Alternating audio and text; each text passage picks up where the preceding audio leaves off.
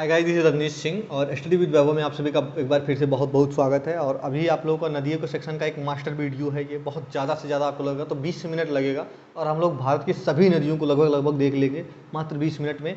और आप लोग बस प्लीज़ देखते रहिएगा, चैनल को लाइक करिए, हो सके तो शेयर करिए और सब्सक्राइब जरूर करवा दीजिए प्लीज़। अभी देखते हैं सबसे पहले अगर हम लोग भारत को देखते हैं तो सबसे पहली नदी कौन सी नदी तंत्र देखेंगे? सिंधु नदी तंत्र को हम लोग सबसे पहले देखेंगे। तो सिंधु नदी तंत्र को हम लोग देखते हैं तो सिंधु का हम लोग को उद्गम पता है कहाँ से निकलती है। सिंधु का उद्गम हम लोग को बहुत अच्छे से पता है, बताइए कहाँ से निकलती है और अरब सागर में कहाँ से आके जल गिराती है। तो सिंधु नदी का उद्गम जो होता है कहाँ पे होता है? एक ग्लेशियर पड़ता है इधर कैलाश रेंज में। कैलाश रेंज में एक ग्लेशियर पड़ता है, उसका नाम बता दीजिए आप लोग, ठीक है? कैलाश रेंज में वहाँ से इसका उद्गम होता है। और ये क्या होती है? जास्कर श्रेणी, ये आप लोगों को बताना है। जास्कर श्रेणी और कौन सी श्रेणी के बीच में? लद्दाख श्रेणी और जास्कर श्रेणी। लद्दाख और जास्कर श्रेणी के मध्य में बहती है, ठीक है। उसके बाद में यहाँ क्या करती है? एक सिंधु गार्ज का निर्माण करती है, ठीक है। और आगे बढ़ जाती है भारत में। भारत में कहाँ से प्रवेश करती है? बहुत तेजी के साथ होगा, दम चौक से प्रवेश करती है और चिल्लास नामक स्थान से ये बाहर निकल जाती है, ठीक है। और ये ग्लेशियर का नाम बताइए। यहाँ से 3 नदियाँ निकलती हैं भारत की। एक नदी आपके निकल के आती है कौन सी? साबरमती, अरे वो सतलुज। एक निकल के आती है सतलुज। एक निकल के इसी से जाती है आपकी का ब्रह्मपुत्र नदी जो है इधर से ही निकल के जाती है। इस ग्लेशियर का नाम बताइए, बहुत ही इंपॉर्टेंट ग्लेशियर है, कैलाश में पड़ता है, बताइए। इस ग्लेशियर का नाम मैं आपको बोल दे रहा हूँ, मानसरोवर झील के पास में एक जो है ग्लेशियर पड़ता है, वहीं से निकलती है मानसरोवर झील से, कैलाश रेंज से, ठीक है। जैसे ये चेमा युंगडुंग ग्लेशियर से निकल जाती है, ठीक है। सतलुज राकस ताल यहीं से निकल जाती है। तो चीज़ें अलग है लेकिन सबका ओरिजिन जो है मानसरोवर ही है। उसके बाद में हम लोगों ने पढ़ लिया, सतलुज को देख लिया, अभी तुरंत देख लिया कहाँ से? मानसरोवर के राकस ताल से। मैं बोल रहा हूँ तेज से चलेंगे थोड़ा सा। राकस ताल से निकलती है, सिपकीला दर्रे से भारत में ये प्रवेश करती है, ठीक है। सिपकीला दर्रे से प्रवेश करती है भारत में। इसमें आके व्यास नदी मिल जाती है, ठीक है। व्यास नदी कहाँ से निकलती है? रोहतांग दर्रे के पास से निकलती है। रोहतांग दर्रे से एक और नदी निकलती है, उसका नाम आप लोग बता दीजिए। राबी नदी निकलती है। उसके बाद सिपकीला दर्रे से एक नदी बाड़ा लाचा दर्रे से 2 नदियाँ निकलती हैं। एक नदियाँ निकलती है चंद्रा, एक निकलती है भागा। और चंद्रा और भागा मिलकर कौन सी नदी का निर्माण करते हैं? चेनाब नदी का, ठीक है। चेनाब नदी और राबी नदी, इसका भी उद्गम है। ऊपर से एक बेरीनाग झील है। बेरीनाग झील से कौन सी नदी निकलती है? झेलम निकलती है आपकी, ठीक है। ये लोग हम सब पढ़ चुके हैं, थोड़ा तेजी से पढ़ना, क्योंकि जल्दी से करना चाहिए। वो झेलम निकलती है और झेलम आके मिल जाती है किसमें? चेनाब में। और चेनाब जाके मिलती है राबी में और चेनाब आगे बढ़ती है। उसके बाद मिठानकोट के स्थान पर मिठानकोट पड़ता है। मिठानकोट में इन सभी नदियों का उद्गम हो जाता है। मिठानकोट यहाँ नहीं पड़ता, मिठानकोट में ऐसा नहीं है। मिठानकोट में जाके ये लोग क्या होते हैं? सिंधु में मिलती हैं। आगे जाके मिठानकोट में पाकिस्तान के ये सिंधु में मिल जाती हैं, मिठानकोट में, ठीक है। यहाँ तक का सेक्शन हम लोग पढ़ चुके हैं आराम से। सतलज का बेसिन जो हम लोग पढ़ लिया। यहीं पे क्या है? सतलज जहाँ ब्यास मिलती है, यहीं पे हरिके बैराज है। आराम से आप लोग देखिए, हरिके बैराज पे कौन सा बांध है? हीराकुंडा बांध है, ठीक है। हीराकुंडा बांध पे क्या होता है? भारत का सबसे ऊंचा बांध है, हीराकुंडा बांध है। इसी बांध से क्या है? इंदिरा गांधी जो है नहर निकाली गई है। अब द्वाब देख लेते हैं इसका। तो राबी और सतलज के बीच में जो ब्यास पड़ता है उसे कहते हैं विष्ट द्वाब, ठीक है, विष्ट द्वाब। और व्यास और सतलज और व्यास के बीच में विष्ट द्वाब, और राबी और व्यास के बीच में बारी द्वाब, ठीक है, बारी द्वाब, ठीक है। चेनाब और राबी के बीच में कौन सा द्वाब है? रचना द्वाब है, ठीक है, या रेचना लिखा रहता है कहीं कहीं, रेचना द्वाब है। और झेलम और इसके बीच में चाज द्वाब है, चाज या चाज कर दीजिए। और इसके बीच में जो द्वाब है कौन सी? सिंधु और झेलम के बीच में, वो है सिंधु सागर द्वाब, सिंधु सागर द्वाब। इसकी इसी झील पर, झेलम नदी पर एक झील है, उस झील का नाम बताना है, बुलर झील है, झेलम नदी पर है, ठीक है। बाड़ा लाचा दर्रा कहाँ पड़ता है? हिमाचल प्रदेश में पड़ता है। रोहतांग दर्रा कहाँ पड़ता है? ये भी हिमाचल प्रदेश में पड़ता है। सिपकीला दर्रा कहाँ पड़ता है? बताइए। सिपकीला दर्रा भी यहीं पड़ता है, ठीक है, हिमाचल प्रदेश में। इससे प्रवेश है सिपकीला दर्रे से। ये हो गया सिंधु नदी तंत्र का पूरा सिस्टम। सिंधु नदी की लंबाई कितनी है? लगभग 3000 किलोमीटर, 2880 इसकी लंबाई देखिए मिलती है। 3000 आप मान के चलिए, 2829 से 2900 कर दीजिए, 2900 किलोमीटर, 2880 से 2900 किलोमीटर इसकी जब लगभग लंबाई देखने को मिलती है। भारत में बहने वाली सबसे बड़ी नदियों में से एक है, 916 किलोमीटर केवल भारत में बहती है। ये सब सेक्शन हम लोग देख चुके हैं, आपको सेक्शन को देखिए। ये हो गया सबसे पहला। दूसरा हम लोग पढ़ने वाले गंगा नदी तंत्र को। गंगा नदी तंत्र के बारे में हम लोग सबसे पहले पढ़ते हैं। तो गंगा नदी का उद्गम के लिए 3 चीज़ बनाते हैं। सबसे पहले क्या बनाएंगे? यहाँ पे जो पड़ेगा वो सतोपत ग्लेशियर होता है, ठीक है, सतोपत ग्लेशियर होता है। ये कौन सी पड़ती है? केदारनाथ के पास एक झील पड़ती है, केदारनाथ हो जाता है। ठीक है, इधर एक सेक्शन जो पड़ता है इसको हम लोगों ने क्या पढ़ा था? गंगोत्री गोमुख, गंगोत्री होता है। गंगोत्री गोमुख एक यहाँ और रहने दीजिए, छोड़ दीजिए अभी।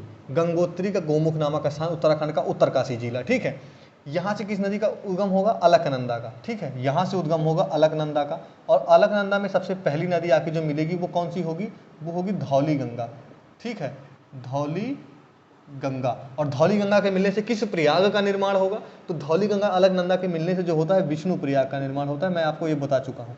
दूसरे पे आके मिलती है कौन सी नदी? तो सेकंड पे आके मिलती है आपकी जो है नंदाकिनी। हाँ, नंदाकिनी, नंदाकिनी नदी दूसरे पे आके मिलती है, और नंदाकिनी के मिलने से कौन सा प्रयाग बनता है? नंद प्रयाग बनता है। ठीक है, तीसरे पे आके इधर से एक नदी मिलती है, उसका नाम है पिंडर।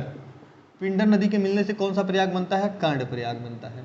ठीक है, और एक चीज़ याद रखिएगा, ये तीनों नदियाँ किससे मिलती हैं? अलकनंदा से मिलती हैं। उसके बाद में एक नदी यहाँ से आती है, क्या कहते हैं? केदारनाथ के पास से। और केदारनाथ के पास से एक नदी जो आती है, इसका क्या नाम है? मंदाकिनी है। और मंदाकिनी नदी के मिलने से जो प्रयाग का निर्माण होता है, उस प्रयाग को क्या कहते हैं? रुद्र प्रयाग कहते हैं। ठीक है, उसके बाद गंगोत्री से निकल के आती है कौन सी? भागीरथी।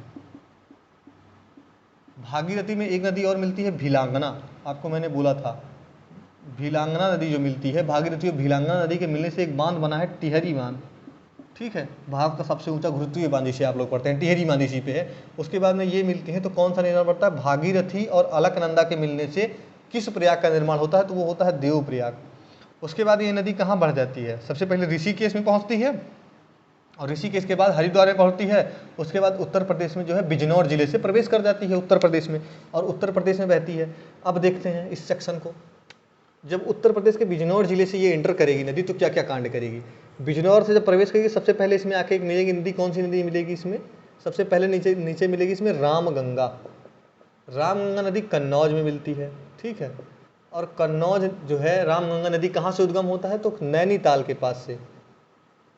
रामगंगा नदी का उद्गम नैनीताल से होता है। उसके बाद दूसरी नदी आके मिलती है इसमें, कौन सी? गोमती। गोमती नदी का उद्गम कहाँ से है? फुलहर झील, पीलीभीत। ये कौन सी नदी है?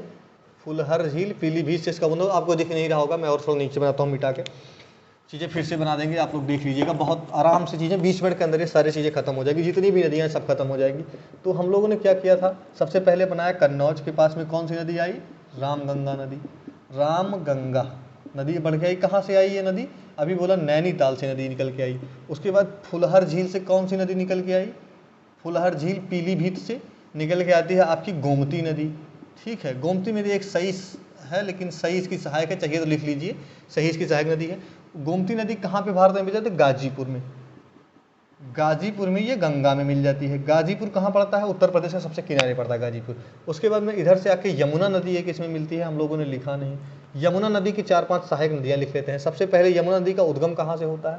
तो यमुना नदी का उद्गम होता है यमुनोत्री ग्लेशियर से। यमुनोत्री ग्लेशियर से कहाँ से? गोमुख नामक स्थान से। ठीक है, गंगोत्री से इसका होता है, यमुनोत्री से इसका होता है। ठीक है, उसके बाद में क्या होता है? इसमें एक आके नदी मिलती है हिंडन। हिंडन कहाँ मिलती है? गाजियाबाद के पास। और हिंडन नदी मैंने आपको बोला था, हिंडन एयरबेस वगैरह यही है। हिंडन नदी जो है एकमात्र ऐसी नदी जो बाएं से मिल रही है। एक आध नदी और होगी, लेकिन एकमात्र का मतलब ये है बड़ी नदियों में एक ही है। ये कहाँ से मिल रही है? यमुना में बाएं से मिल रही है, बाकी शेष दाएं से मिलेंगी। अब उसके बाद इसमें आके एक मिलती है चंबल। चंबल कहाँ से निकलती है? जाना पाव पहाड़ी, महू जिला, क्या कहते हैं, मध्य प्रदेश। मध्य प्रदेश, एमपी, जाना पाव पहाड़ी मध्य प्रदेश से निकलती है। कौन सा जिला है? महू जिला। ठीक है, उसके बाद इसमें एक बनास नदी निकल के आती है अरावली के पास से, मध्य प्रदेश, राजस्थान से। अरावली राजस्थान के क्षेत्र से एक नदी निकल के आती है, बनास। कौन सी नदी है? बहुत इंपॉर्टेंट नदी है, सेकंड सबसे बड़ी नदी है राजस्थान की, बनास नदी। उसके बाद में इसी में एक और सहायक नदी है, क्षिप्रा नदी, और क्षिप्रा नदी के तट पर ही आपका उज्जैन है। ठीक है, इतनी नदियाँ इसका पढ़ लिया। उसके बाद में इसी में क्षिप्रा की एक सहायक नदी और है, काली सिंध, लेकिन हमको नहीं पढ़ना है। सिंध उसके बाद में एक इसकी सहायक नदी है। सिंध के बाद में एक और नदी इसकी बेतवा नदी इसकी सहायक है। बेतवा नदी जो है कहाँ मिलती है? आके हमीरपुर, उसके पास में, उत्तर प्रदेश के हमीरपुर में आके यमुना में मिल जाती है। और ये कहाँ मिल जाती है? इटावा में। ठीक है, लिख दे रहे हैं आराम से, ये मिल जाती है इटावा में। उसके बाद में एक नदी और आती है, केन नदी। ठीक है, रायसेन जिले से ये लोग निकलते हैं। केन नदी कहाँ पे मिल जाती है? आके केन नदी जो होती है वो मिल जाती है बांदा जिला के पास में यमुना नदी में मिल जाती है। उसके बाद में गाजीपुर के बाद में एक नदी इसमें और आके मिलेगी, एक नदी आपको पढ़ना है क्या, घाघरा। घाघरा नदी जो होती है, घाघरा नदी मिलान ग्लेशियर से निकलती है। मिलान ग्लेशियर से एक्चुअल में शारदा निकलती है। घाघरा नदी नेपाल के क्षेत्रों से निकल के आती है और मिलान ग्लेशियर से निकल के आती है शारदा, ठीक है। और शारदा और क्या कहते हैं घाघरा, ये दोनों मिलके क्या करती हैं, क्या कहते हैं, बाराबंकी में किसका निर्माण कर देती हैं, बाराबंकी में। लिख कुछ भी रहा हूँ, बोल सही रहा हूँ भाई साहब, बाराबंकी। बाराबंकी क्षेत्र में क्या होता है, ये बन जाती है कौन सी नदी, सरयू जी, थोड़ा देर के लिए। और सरयू में एक नदी और इसमें आके मिला लीजिए आप, राप्ती। राप्ती नदी के तट पे कौन सा है, गोरखपुर है आपका, ठीक है। उसके बाद में क्या होगा, ये नदी आके छपरा जिला में गंगा में मिल जाएगी, छपरा जिला बिहार में, ठीक है। एक नदी अमरकंटक से मैंने बोला था आपको निकल के आएगी, वो नदी क्या करेगी, पटना के क्षेत्र में किससे मिल जाएगी, सोन नदी है ये, पटना के क्षेत्र में गंगा से मिल जाएगी। सोन की एक सहायक नदी हम लोग को पढ़नी होती है रिहंद नदी, और इसके जहाँ से मिलते हैं सोनभद्र के पास में, वहीं पे क्या है, गोविंद बल्लभ पंत सागर बांध है, गोविंद बल्लभ पंत सागर बांध और झील दोनों पड़ता है, ठीक है। आगे बढ़ जाते हैं। उसके बाद में एक नदी और आके मिलेगी इसमें, कौन सी, गंडक, ठीक है। गंडक नदी कहाँ से मिलती है, पटना के जस्ट आगे हाजीपुर में मिलती है। उसके आगे आके कोसी नदी मिलती है। कोसी नदी की 7 धाराएं हैं जो कहाँ से निकलती है, नेपाल के पास में निकल के आती है कोसी, उस सेक्शन में। और ये कहाँ मिल जाती है गंगा में, कोसी नदी भागलपुर के पास में, ठीक है, भागलपुर के पास में। उसके बाद में एक नदी और निकल के आएगी, महानंदा। महानंदा जो निकलती है कहाँ से निकलती है, दार्जिलिंग की पहाड़ियों से महानंदा निकल के आती है और वेस्ट बंगाल क्षेत्र में कहाँ पे, किस पे मिल जाती है, गंगा में मिल जाती है। अब यहाँ तक के क्षेत्र में गंगा को हम पढ़ चुके हैं, इसको फिर से इरेज कर रहे हैं। आप लोग को अगर नहीं दिखा होगा एक बार रिवाइज करके देखिएगा, दिख जाएगा पूरा सेक्शन, ठीक है। गंगा को कहाँ पहुँचा दिए, भागलपुर, भागलपुर के आगे वेस्ट बंगाल में। अब जब महानंदा मिल जाती है उसके जस्ट बाद में इसमें क्या करते हैं, फरक्का बैराज बनाते हैं। फरक्का बैराज क्या होता है, इसमें जल को रोका जाता है। इसकी एक वितरणिका है, कौन सी वितरणिका है, इसमें एक वितरणिका है, वितरणिका का नाम क्या है, हुगली। वितरणिका क्या होती है हम लोग पहले बात कर चुके हैं, हुगली है। और आगे जो गंगा जो है प्रवेश करती है, जैसे बांग्लादेश से प्रवेश करने से जस्ट पहले, इसको क्या कहते हैं, भागीरथी। भागीरथी 2 धाराओं में गंगा टूटी, मुख्य धारा भागीरथी और इसकी सब ट्रिब्यूटरी जो होती है दूसरी धारा जो है हुगली है। हुगली की सहायक नदी एक कौन सी है, दामोदर नदी। दामोदर नदी को क्या कहते हैं, बंगाल का शोक कहते हैं, क्योंकि इसमें क्या होता है, कभी अचानक से कुछ भी हो जाता है। ये नदी बहुत ही पहले बहुत प्रभावित थी, बहुत बाढ़ आता था इसमें, लेकिन दामोदर नदी घाटी परियोजना 1960 में जो नेहरू जी ने शुरू की थी, बोला था कि नदी घाटियों को भारत की सभ्यताओं का पालना कह दिया था, तो यही है वो नदी। दक्षिण मतलब भारत की सबसे पहली नदी घाटी योजना इसी पे दामोदर पे शुरू हुई थी। दामोदर नदी एक समय ऐसा है, इस समय पे जैविक आपदा है। जैविक आपदा का मतलब क्या है, इसका पानी इतना गंदा है कि इसमें जीव जंतु भी नहीं है, बहुत कम है, तो ऑक्सीजन लेवल बहुत ख़राब है इसका। तो दामोदर नदी किसकी सहायक नदी है, आप सबको इतना पता होना चाहिए, तो हुगली की सहायक नदी है। और हुगली आगे चली जाती है तो इसके इसी के पोर्ट पे कौन सा बंदरगाह है, कलकत्ता बंदरगाह है, इसी पोर्ट पे, हुगली के पोर्ट, हुगली के ही मुहाने पे कलकत्ता बंदरगाह है, ठीक है। भागीरथी आगे बढ़ेगी, जैसे बांग्लादेश में प्रवेश करेगी, इसको क्या नाम दिया जाएगा, पद्मा, ठीक है। अब आगे चलिए, पद्मा तक का सेक्शन पढ़ लिए हैं। आगे आके इसमें जमुना मिल जाएगी, यमुना या जमुना, जमुना कहते हैं बांग्लादेश में, जमुना मिल जाएगी। जमुना किसका नाम है, जमुना जो नाम है वो नाम है आपका ब्रह्मपुत्रा का। बांग्लादेश में जमुना कहते हैं ब्रह्मपुत्रा को। और ये बन जाएगी मेघना। आपसे पूछेगा कि पद्मा और जमुना के मिलने से कौन सी नदी बनती है, मेघना। तो हम लोगों ने नाम कितने पढ़े गंगा के, सबसे पहला नाम इसका भागीरथी, दूसरा नाम हम लोगों ने पढ़ा गंगा, तीसरा नाम हम लोगों ने फिर से पढ़ा भागीरथी, उसके बाद चौथा पढ़ा हम लोगों ने पद्मा, और पांचवा हम लोगों ने जो पढ़ा इसका नाम मेघना। और मेघना और हुगली के बीच में ही सुंदरबन का डेल्टा पड़ता है, ठीक है। सुंदरबन का डेल्टा जो पड़ता है इसी के बीच में पड़ता है। अब आ जाते हैं ब्रह्मपुत्रा को पढ़ते हैं, और ब्रह्मपुत्रा को देख लेते हैं, थोड़ा स्पीड लगेगी बट रिवीजन है। ब्रह्मपुत्रा जो नदी निकलती है वो निकलती है चेमायुंगडुंग ग्लेशियर से। चेमायुंगडुंग ग्लेशियर पड़ता है, वहाँ से निकलती है, जो कहाँ पड़ती है, मानसरोवर के पास, ठीक है। कैलाश रेंज मानसरोवर के पास ये भी उद्गमित होती है। ये सारी नदियाँ पूर्ववर्ती नदियाँ हैं, इट मीन्स अपने ढालान को कभी इन्होंने छोड़ा नहीं है, नदी शाखाओं को काट काट के बह रही हैं, ठीक है। इसे क्या कहते हैं, इस नदी को चीन में कौन सा नाम देते हैं, ठीक है, बताइए आप लोग। इस नदी को चीन में जो नाम देते हैं, इसको नाम देते हैं, अभी एक सेकंड में बता दे रहे हैं हम आपको। उसके बाद में ये भारत में प्रवेश करती है दिहांग गार्ज से, ठीक है, दिहांग गार्ज।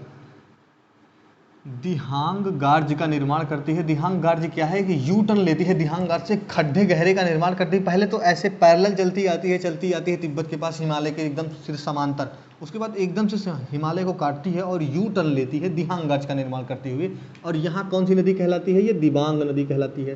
दिबांग, इसमें 3-4 नदियाँ यहाँ पे आके मिलेंगी, दिहांग, दिबांग, और ये क्या कहती हैं, एक नदी और आके मिलती है जो है सुबनसिरी आके मिलती है। उसके बाद में ये आगे बढ़ जाएगी और असम में प्रवेश कर जाएगी।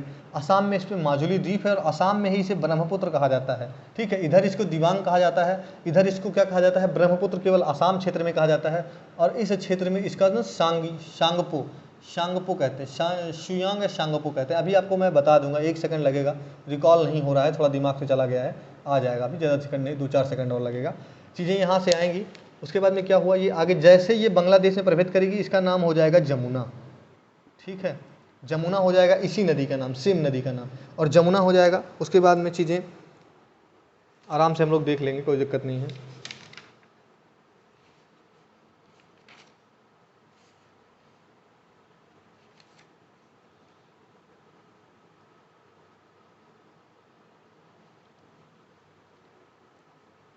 हाँ, इसका जो नाम हो जाता है वो हो जाता है यारलुंग सांगपो। ठीक है, इसकी सहायक नदियाँ कौन कौन सी हैं थोड़ा देख लेंगे। दिहांग सुबनसिरी, इसकी सुबनसिरी जो है सबसे बड़ी सहायक नदी है। अब आप लोग देखिए, अगर 2 मैप हो गया यहाँ पे, इसको थोड़ा और फ्लैट करते हैं हम लोग और इधर को लेते आते हैं, तो इसकी सबसे पहले सुबनसिरी सबसे बड़ी नदी है, सहायक है। हम लोगों को जो याद करना है वो याद करना है, बाकी नहीं देखना है। सुबनसिरी के बाद इसमें से माना नंदी, वो माना आएगा। ठीक है, माना आएगा, माना जिसे कहते हैं मानस। ठीक है, उसके बाद में एक आएगी क्या कहते हैं, तिस्ता नदी जो है सिक्किम से निकलती है, सिक्किम की एक नदी है सिक्किम। एक नदी और आएगी जो भूटान से निकल के आती है, हम लोग को उसको पढ़ना चाहिए था, बहुत इंपॉर्टेंट हो जाती है। उस नदी का नाम अभी जो है यहाँ नहीं है, देख लेते हैं। उसके बाद जब ये नदी यमुना हो जाएगी तो इसमें क्या होता है, यमुना और अभी मैंने बोला कि पद्मा के मिलने से क्या बन जाएगा, यमुना और पद्मा मिलकर क्या करेंगे, मेघना का निर्माण कर देंगे। ठीक है, इतना इसके बारे में पढ़ ही चुके हैं, ब्रह्मपुत्र नदी तंत्र के बारे में। ठीक है, और सेक्शन कौन सी पढ़ लेते हैं इसका, इसमें एक आध नदी और, इसकी एक नदी सहायक है बराकर नदी पढ़ लेते हैं। यहाँ पे पढ़ ही चुके हैं इसकी कौन कौन सी सहायक नदियाँ हैं, पूरा सेक्शन, कोई सब दिक्कत है ही नहीं। लोहित पढ़ चुके हैं, लोहित, यहाँ पे इसकी एक सहायक नदी है लोहित नदी पर भूपेश हजारिका ब्रिज है, बस इतना याद रखना, भूपेश हजारिका ब्रिज 9.02 किलोमीटर का है, भारत के सबसे लंबे ब्रिजों में से एक है। ठीक है, ये हो जाता है आपका पूरा जो है ब्रह्मपुत्रा का सेक्शन। थोड़ा आपको जल्दी लग रहा होगा, बट मजबूरी है, चीज़ों को थोड़ा जल्दी करना पड़ेगा, अदरवाइज मुझे कोई बहुत ज़्यादा वो नहीं था चीज़ों को करने का।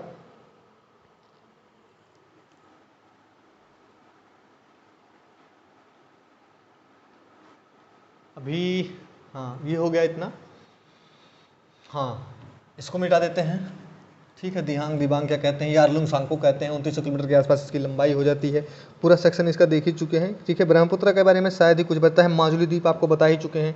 ठीक है, कुछ शहर भी बता ही चुके हैं। अब चलिए, इसको देख लिए, ब्रह्मपुत्र को देख लिए, अब दक्षिण भारत की नदियों को देखते हैं। अभी देखा है दक्षिण भारत की नदियों को, नंबर 1 पे कौन सी है, महानदी है। महानदी का उद्गम कहाँ से होता है, सबसे पहले आप लोग ये बताइए, जो ब्रह्मपुत्र साइड में गिरती हैं उन्हीं नदियों को देखने वाले हैं। महानदी का उद्गम कहाँ से होता है, हमको ये बता दीजिए। ठीक है, तो महानदी का उद्गम जो होता है सिहावा पहाड़ी से होता है। सिहावा पहाड़ी छत्तीसगढ़ से होता है। 2 राज्यों में बहती है, कौन सा राज्य, छत्तीसगढ़ और उड़ीसा में बहती है। ठीक है, महानदी, और महानदी का मुहाना कहाँ पे है, मैंने बोला बंगाल की खाड़ी में है। ठीक है, बे ऑफ बंगाल की खाड़ी में है। उसके बाद में महानदी जो है उड़ीसा के बहुत इंपॉर्टेंट नदी है महानदी, इसको देख लिया। दूसरे पे हम लोग देख लेते हैं, अब कौन सी, सीधा गोदावरी को देखेंगे।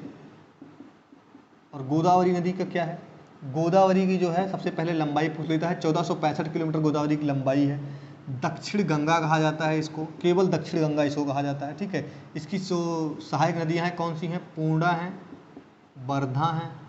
ठीक है, पेनगंगा, वेनगंगा, प्राणहिता, इतनी इसकी सहायक नदियाँ हैं। ठीक है, गोदावरी की दक्षिण गंगा 1465 किलोमीटर लंबाई, 3 राज्यों में बहती है। कौन कौन से राज्यों में बहती है, मध्य प्रदेश गलत है, महाराष्ट्र, तेलंगाना, आंध्र प्रदेश। इसका उद्गम कहाँ से होता है गोदावरी का, त्र्यंबकेश्वर की पहाड़ी। त्र्यंबकेश्वर की पहाड़ी कहाँ पड़ती है, त्र्यंबकेश्वर की पहाड़ी पड़ती है महाराष्ट्र में, नासिक के पास में। ठीक है, जैसे यहाँ नासिक त्र्यंबकेश्वर की पहाड़ी है, इधर से ऐसे उद्गम होता है। इसमें एक प्राणहिता नदी आके मिलती है, बहुत इंपॉर्टेंट हो जाती है प्राणहिता, जिसमें पेनगंगा, वेनगंगा और वर्धापुंडा ये सब सहायक नदियाँ हो जाती हैं। इसकी इतना गोदावरी के बारे में सफिशियंट है, बहुत इंपॉर्टेंट है, इतना याद करिए। गोदावरी को देख लिया हम लोगों ने। उसके बाद में जो चीज़ें बच जाएंगी उसको देख लेते हैं, ज़्यादा समय नहीं है, थोड़ा जल्दी जल्दी करेंगे चीज़ों को। फिर आ जाती है आपकी कृष्णा नदी। कृष्णा नदी की हम लोगों ने लंबाई पढ़ी थी 1401 किलोमीटर। ठीक है, उत्पत्ति कहाँ होती कृष्णा की? महाबलेश्वर। महाबलेश्वर कहाँ पड़ता है? महाराष्ट्र में पड़ता है। ठीक है, कितने राज्यों में बहती है? 4 राज्यों में बहती है। पहला राज्य महाराष्ट्र, दूसरा तीसरा कर्नाटका और चौथा आंध्र प्रदेश। 4 राज्यों में ये नदी बहती है, कृष्णा नदी। उसके बाद में उद्गम पढ़ लिए महाबलेश्वर से हमारा। इसकी कुछ सहायक नदियाँ पढ़ लेते हैं, जैसे तुंगा, भद्रा। ठीक है, उसके बाद में क्या?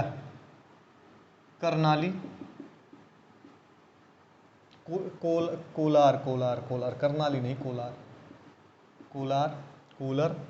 और एक और कौन सी है? कृष्णा की एक सहायक नदी है, तुंगा, भद्रा, कोलर। एक दो और सहायक नदियां हैं, दूधगंगा। ठीक है, पंचगंगा। एक और सहायक नदी है जो बहुत इंपॉर्टेंट है, स्लिप कर रहा है, अभी देख लेंगे। तब तक कावेरी को देख लीजिए। कृष्णा की जगह पे अब हम लोग कावेरी को देखेंगे। कृष्णा नदी हम लोग देख ही चुके हैं। ठीक है, भीमा, मूसी, ये 2 नदियाँ भूल रहे थे, भीमा और मूसी। मूसी क्यों? क्योंकि मूसी शहर के किनारे हैदराबाद है, तो लिख लीजिएगा अगर लिखना चाहे तो, भूमा और कौन सी? भीमा और मूसी, ये नदियाँ इसकी सहायक नदियाँ हो जाती हैं। ठीक है, इसके बाद में कौन सी पढ़नी है हम लोगों को? अब हम लोगों को कावेरी पढ़ना है। तो कावेरी नदी का उद्गम क्या है? कावेरी नदी का उद्गम जो है वो ब्रह्मगिरी पहाड़ी है। ब्रह्मगिरी पहाड़ी कहाँ पड़ती है? कर्नाटका में पड़ती है, पश्चिमी घाट का हिस्सा है। कहाँ जल गिराती है ये नदी भी जल अपना गिराती है कहाँ पे? बे ऑफ बंगाल, बंगाल की खाड़ी में ये भी नदी अपना जल गिराती है। कितने राज्यों में बहती है? तो 2 राज्य और एक यूनियन टेरिटरी मिला के। 2 राज्य कौन कौन से? एक तो कर्नाटका, एक आंध्र प्रदेश में बहती है, और एक यूनियन टेरिटरी जो है पुदुचेरी में बहती है। कावेरी नदी पर 3 ठो क्या है? द्वीप है, नदी द्वीप है। सबसे पहले कौन सा नदी द्वीप है? श्रीरंगपट्टनम है। दूसरा कौन सा है? श्रीरंगम है, दूसरा है श्रीरंगम, और एक है श्रीशैलम। 3 नदी द्वीप है इस पे। दक्षिण की गंगा है ये, दक्षिण की गंगा है, याद रखिएगा, की से इसको याद रखिएगा कावेरी। दक्षिण की गंगा है ये। इसकी एक दो सहायक नदियां हैं, अगर याद रखना चाहें, हेमावती, भवानी, ये सब है, कोई दिक्कत नहीं है, याद नहीं करना। लेकिन अब एक पेनार देख लेते हैं। पेनार केवल इतना याद रखना कि बंगाल खाड़ी में गिरती है, कर्नाटका से उद्गम है। पेनार और पेन्नार में अंतर है। पेनार है ये, पेनार और पेरियार अलग है। पेरियार जो है, पेरियार मैंने बोला था केरला में निकलती है, और पेनार कहाँ होता है? कर्नाटका से उद्गम होता है और बंगाल की खाड़ी में गिराती है जल अपना, इतना याद रखना। कर्नाटका और तेलंगाना और आंध्र प्रदेश में बहती है। कर्नाटका और आंध्र प्रदेश में केवल ये नदी बहती है, और ये पेनार। ठीक है, उसके बाद में एक नदी और बच जाएगी, वैगई नदी। वैगई नदी मैंने बोला था, ये नदी एक ऐसी नदी है, थोड़ा सा इसमें पिछली बार में ये हो गया था। वैगई नदी जो है, वैगई नदी के बारे में 2-3 चीज़ें आप लोग लिख लीजिएगा। वैगई नदी के किनारे ही मदुरै शहर है, तमिलनाडु में ही निकलती है, और तमिलनाडु में ही ये नदी बहती है, और कहीं नहीं बहती। ये नदी जो होती है, ये क्या करती है? पाक जल संधि के पास जल गिराती है। ठीक है, पाक स्ट्रेट में अपना गिराती है, बंगाल की खाड़ी में न गिरा के पाक स्ट्रेट में वैगई नदी अपना जल गिराती है। इतना हम लोगों ने पढ़ लिया था। 1-2 नदियाँ जो हम लोगों की बच रही थी उसको भी देखना, कि अगर आप चाहेंगे तो देख सकते हैं हम लोग, उसे देखने का कोई मतलब नहीं है। अब हम लोग देखते हैं कौन सी नदियाँ जो अरब सागर में जल गिराती हैं नदियाँ। अरब सागर का मतलब जो इधर को नदियाँ गिराती हैं जल। मुझे नहीं लगता कि 20 मिनट से ज़्यादा लगेगा, 20 मिनट में सारी चीज़ें हो जाएंगी। तो सबसे पहले कौन सी नदी आएगी जो इधर को जल गिराती है? सबसे पहले आती है लूनी, और लूनी नदी का उद्गम कौन सा है? अरावली श्रेणी, अरावली श्रेणी, उदयपुर। ठीक है, दूसरी चीज़ क्या है इसकी? ये नदी जो है कच्छ के रण में खो जाती है, कच्छ के रण में, और राजस्थान की सबसे लंबी नदी है। ठीक है, कच्छ के रण में ही खो जाती है ये समुद्र में पानी नहीं गिराती है। ठीक है, आंतरिक नदी है। ठीक है, सबसे इंपॉर्टेंट नदी है, अरावली श्रेणी से ही निकलती है ये भी। ठीक, राजस्थान की सबसे इंपॉर्टेंट नदी है, लूनी नदी है। इस पर एक क्या कहते हैं, जो आपका जो क्या कहते हैं, राजस्थान का जो एक क्या है, झील है, खारे पानी की जो झील है, बहुत इंपॉर्टेंट है, सांभर झील, इसी पर स्थित है। सांभर झील इसी पे स्थित है। ठीक है, इतना हो गया। और उसके बाद कहाँ जल गिराएगी, कच्छ किरण के पास ही खो जाती है, तो कोई दिक्कत ही नहीं है। साबरमती लिख लीजिए। साबरमती 320 किलोमीटर की नदी है। साबरमती हम लोग देख लेते हैं, थोड़ा आप लोगों को राइटिंग में दिक्कत होगी, बस चीज़ें लेकिन हो जाएंगी। साबरमती नदी का उद्गम कहाँ पे है, तो ये भी अरावली श्रृंखला से निकलती है, मेवाड़ के पास। अरावली श्रृंखला मेवाड़ के पास से निकलती है। कितने राज्यों में बहती है, 0 2 राज्य। ठीक है, कौन कौन से राज्य, राजस्थान और गुजरात में। ठीक है, ये कितने राज्यों में बहती है, 2 राज्य, राजस्थान और गुजरात, ये 2 राज्यों में बहती है। ठीक है, और ये भी राजस्थान और गुजरात में बहती है। ठीक है, साबरमती। इसके किनारे कौन कौन सा शहर है, एक आपका अहमदाबाद, उसके सेक्शन में पढ़ेंगे लेकिन यहाँ भी देख लेते हैं, अहमदाबाद और गांधीनगर। ठीक है, और ये कहाँ जल गिराती है, खंभात की खाड़ी में। इतना हम लोग देख चुके साबरमती के बारे में। अब आगे चलिए, देख लीजिएगा, थोड़ा रिवीजन है, मास्टर क्लास है। और अभी देखते हैं दूसरा, तीसरी कौन सी नदी बच के आ रही है आपकी, माही नदी।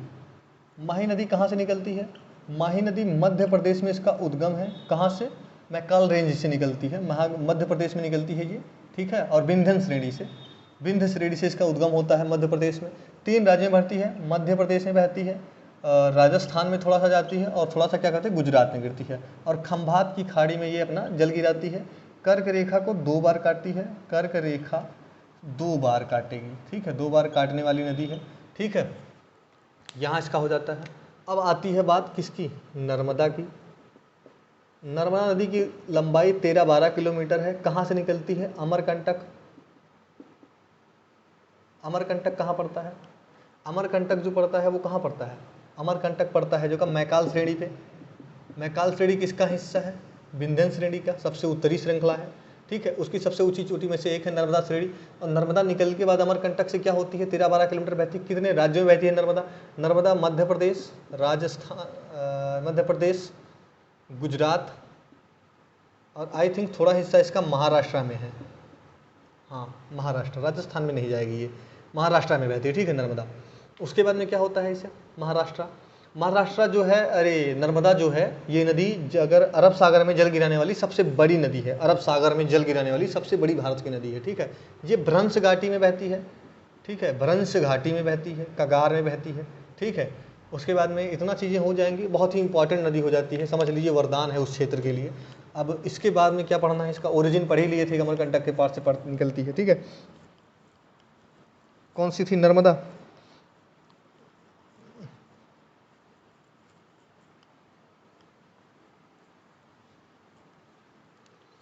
हाँ, नर्मदा के बाद ताप्ती। ताप्ती नदी का उद्गम कहाँ से है, मूलताई। मूलताई जिला महू मध्य प्रदेश में पड़ता है। मूलताई, बैतूल जिला, बैतूल डिस्ट्रिक्ट से पड़ता है। मूलताई यानी इसका मूल ताप्ती भी कहा जाता है, जहाँ ताप्ती का मूल है वही मूल ताप्ती है। 720 किलोमीटर लिख लीजिए इसकी लंबाई है। 3 राज्यों में ये भी बहेगी, कौन कौन से, मध्य प्रदेश, महाराष्ट्र और कौन सा, गुजरात। और कहाँ जल गिराती है, ये भी खंभात की खाड़ी में ही जल गिराती है। सूरत शहर इसी पे स्थित है। और थोड़ा इस पे उकाई परियोजना है, परियोजना वाले में पढ़ेंगे। इसका ओरिजिन पढ़ लिया, मूलताई, बैतूल जिला, मूल ताप्ती, 720 किलोमीटर लंबाई, मध्य प्रदेश, महाराष्ट्र और गुजरात में बहती है। इससे ये खत्म हो जाता है। अब 1-2 नदी और पढ़ लीजिए। मांडवी और जुआरी नदी किसकी है, हम लोगों ने इसको देखा था, तो ये गोवा की नदी है। पणजी जो है मांडवी नदी के किनारे है। शरावती नदी कहाँ पे है, शरावती नदी भी अरब सागर में जल गिराती है, जो कि कर्नाटका की नदी है। और इस पे कौन सा, जोग जलप्रपात है। एक नदी और बढ़ जाती है, पेरियार। पेरियार राष्ट्रीय उद्यान भी है इसी पे। पेरियार कहाँ की नदी है, केरला की नदी है, केरल की है। अभी हम लोगों ने एक चीज़ पढ़ा था कि पेनार और पेनार जो होती है, पेनार तो आपका कर्नाटका से निकलती थी और जाती थी कहाँ, आंध्र प्रदेश से जाके बंगाल की खाड़ी में गिराती थी। लेकिन पेरियार जो होती है ये केरला की नदी है। तो इतना समय लगा और लगभग सभी नदियों को मोटे मोटा हम लोगों ने देख लिया। अभी जो नदियाँ 1-2 उद्गम से रिलेटेड हैं उसको हम लोग देख लेंगे। अगर आप लोगों को थोड़ा सा भी पसंद आ रहा है चैनल तो प्लीज़ थोड़ा सा सपोर्ट कर दीजिए और थोड़ा सा शेयर कर दीजिए। बाकी चैनल को देखते रहिए। धन्यवाद आप सभी का। स्टडी विद वैभव में आप सभी का हमेशा स्वागत रहा है और रहेगा। प्लीज़।